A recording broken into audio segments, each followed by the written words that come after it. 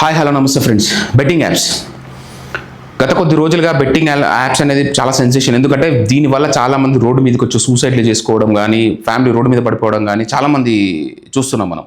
అయితే ఈ క్రమంలో గవర్నమెంట్ మంచి తీసుకుందో డెసిషన్, లేకపోతే చెడు తీసుకుందో, ఎందుకు తీసుకుందో తెలియదు కానీ వీళ్ళ మీద మాత్రం ఒక అణచివేత అనేది జరగాలి. సింపుల్ లాజిక్ ఏంటంటే పెద్ద పెద్ద సెలబ్రిటీస్ లాంటి షోల్లో బాలకృష్ణ షోలో కూడా ఆ సోకాల్డ్ ఒక బెట్టింగ్ యాప్లో ఉంటే దాన్ని చూసి నేను లక్షలు అది చూసి ఆడిన లక్షలు కోల్పోయానని చెప్పి ఒక వ్యక్తి సివిలియన్ వచ్చి చెప్పి బయట చెప్తే నేను షాక్ అయ్యాను. అతను మాత్రమే కాదు, విజయ్ దేవరకొండ, ప్రకాష్ రాజ్, రానా, ఇంకా ఎన్నో ఓటీటీ ప్లాట్ఫామ్లో కూడా ప్రచారం చేస్తున్నారు వీటిని. చిన్న చిన్న పెద్ద తేడా లేకుండా లాస్ట్కి సోను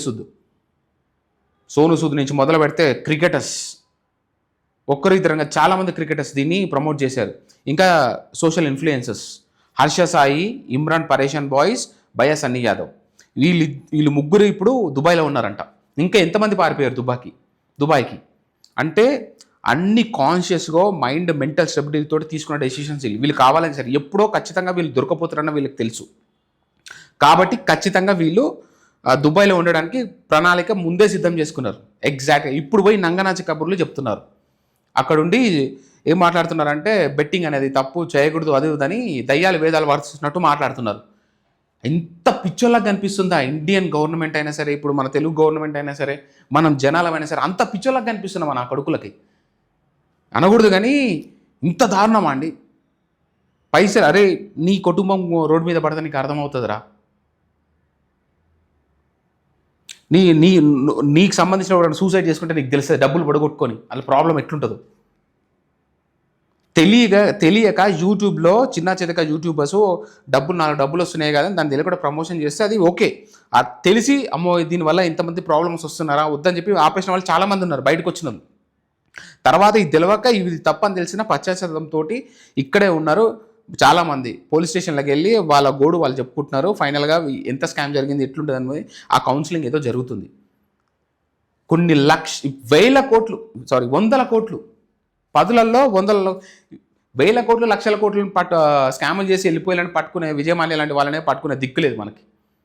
ఇప్పుడు ఈ 10లు 100లు వీళ్ళు చేసే స్కామ్ని ఇండియా పట్టించుకుందంటే ఇంకా చాలా ఎక్కువ ఇన్వెస్ట్మెంట్ వేస్ట్. ఏదో ఎలకలం పట్టుకున్నట్టు ఉంటుంది కథ. వీళ్ళు అదేనా ఎంత అసలు వీళ్ళు సోషల్ మీడియా ప్లాట్ఫామ్లో వచ్చి వీళ్ళు చేసిన హల్చల్ అంతా ఇంత కాదు. అంటే ఏంది, వాళ్ళు చేసింది తప్పని తెలిసినా కూడా బయటకు వచ్చి సంజాయిషి ఇచ్చుకుంటున్నారు వాళ్ళు. మనం వింటున్నాం పిచ్చోల్లాగా. ఇప్పుడు ఫైనల్గా కట్ చేసే దుబాయ్ హవాలా మనీ. వాళ్ళు చూపించే స్టేట్మెంట్స్ ఒకటి పైసలు తీసుకున్నాయి, వాళ్ళు వెనకాల హవాలా పైసలు ఇంకోటి. వాళ్ళు ఎంత ధైర్యమో, వాళ్ళకి డేరు, బ్రతకనిచ్చిన వాళ్ళు అనాలా లేకపోతే ఏమన్నా ఎదవలు అనాలా? దొంగలు టూ మచ్ అండి. అసలు కొంతమంది సెలబ్రిటీస్కి అయితే కొన్ని వేల కోట్లు ఉన్నాయి. ఎందుకు వాళ్ళకి? చాలామంది మంచు లక్ష్మితో సహా చాలామంది ఇన్వాల్వ్ అయ్యి ఉన్నారు. వాళ్ళు తెలిసి చేశారా తెలియక చేశారో తెలియదు. ఇంకంటారు కొంతమంది అయితే సిగ్గు లేకుండా మాట్లాడుతున్నారు. ఏం మాట్లాడుతున్నారు అంటే పెట్టేటప్పుడు వాడు సిగ్గు లేనప్పుడు ప్రచారం చేసుకున్నప్పుడు నేను చేసుకుంటా కదా, పెట్టేటోడికి ఆలోచన ఉండాలని కొంతమంది సెలబ్రిటీస్ మాట్లాడుతున్నారు. నాకు తెలిసి ఇప్పుడు కొన్ని వీడియోస్ తీసేసి ఉండొచ్చు. ఇంత దారుణంగా మాట్లాడుతున్నారని. బెట్టింగ్ యాప్ ఆడడమే కాదు, దాన్ని ప్రమోట్ చేయడం చాలా డేంజర్. సెలబ్రిటీస్ కావచ్చు, సోషల్ ఇన్ఫ్లుయెన్సర్ కావచ్చు, మిమ్మల్ని అంతమంది మేము అభిమానిస్తున్నప్పుడు మీకున్న రెస్పాన్సిబిలిటీస్ ఏంటి? వాళ్ళ జీవితాలను నాశనం చేసి వాళ్ళ డబ్బులు దోచుకు తినడమేనా? ఈ పాపం ఊరికే పోతుందా మీకు? ఇది చాలా దారుణం అండి. దుబాయ్కి వెళ్ళిపోతున్నారు, వేరే కంట్రీస్కి వెళ్ళిపోయి హ్యాపీగా సెటిల్ అయిపోతున్నారు అక్కడ. అసలు ఈ బెట్టింగ్ యాప్స్ అనేది మన కంట్రీకి పట్టిన దరిద్రం అండి. ఏదో కంట్రీలో ఎక్కడో రిజిస్ట్రేషన్ చేసుకొని ఇక్కడ ఆట ఆడుతున్నారు మనల్ని. ఇంకెంతమంది జీవితాలు బయటకు వచ్చి అసలు ఉద్యోగాల్లో ఏం లేవు, రెసెషన్ లాగా ఉంది పొజిషను, ఈ టైంలో బెట్టింగ్లో పైసలు పడగొట్టుకోవడం. చాలామంది ల్యాండ్ అమ్ముకొని మరి ఒకరైతే ఏం లేనోడు కూడా 80 లక్షలు, 40 లక్షలు, 50 లక్షలు రోడ్డు మీద పడుతున్నారు. ఇప్పుడు ఒక్కొక్క బయటకు వచ్చి నేను పడగొట్టుకున్నాను.